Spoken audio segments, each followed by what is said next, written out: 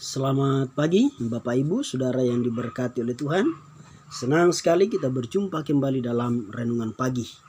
Tema renungan kita di pagi hari ini, mewarisi berkat Abraham.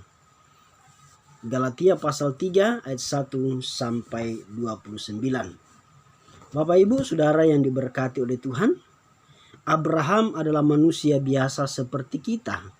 Ada banyak kekurangan, pernah melakukan kesalahan seperti kita, dan pernah gagal juga. Tetapi Abraham menjadi orang yang dipilih Allah untuk menggenapi rencananya bagi bangsa-bangsa.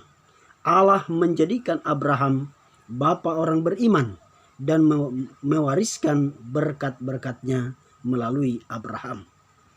Lalu berkat-berkat apa saja yang kita warisi dari Abraham?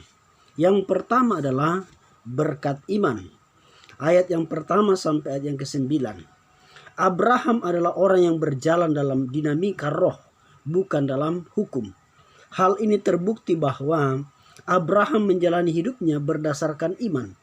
Hidupnya, keputusannya, pilihan hidupnya tidak didorong dengan kekayaannya, jabatannya, keluarganya atau sahabat-sahabatnya, tetapi didorong oleh imannya kepada janji Allah. Jika kita juga memiliki iman seperti Abraham, maka kita adalah ahli waris Abraham. Kita akan mampu mengatasi keterbatasan dan kelemahan, serta berani mengambil keputusan perubahan yang radikal untuk hidup kita. Abraham yang tua dan mandul karena hidup dalam iman, berani keluar dari kehidupannya yang lama, yang kelihatan nyaman dan aman, untuk masuk dalam janji Allah yang besar dalam hidupnya.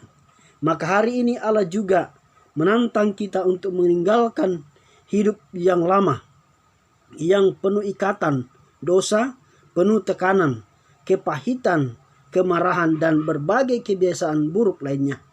Allah ingin kita berjalan keluar dari rasa aman dan rasa nyaman untuk menuju tanah perjanjian yang Tuhan berikan bagi kita.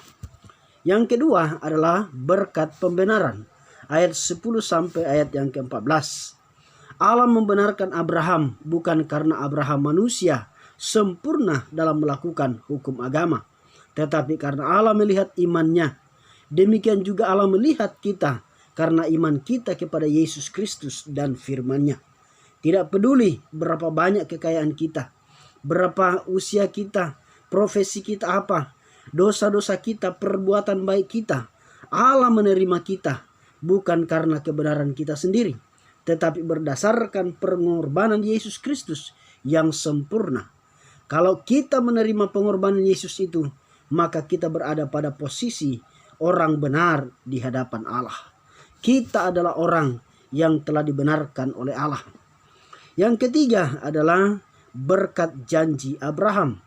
Ayat yang ke-15 sampai ayat yang ke-29.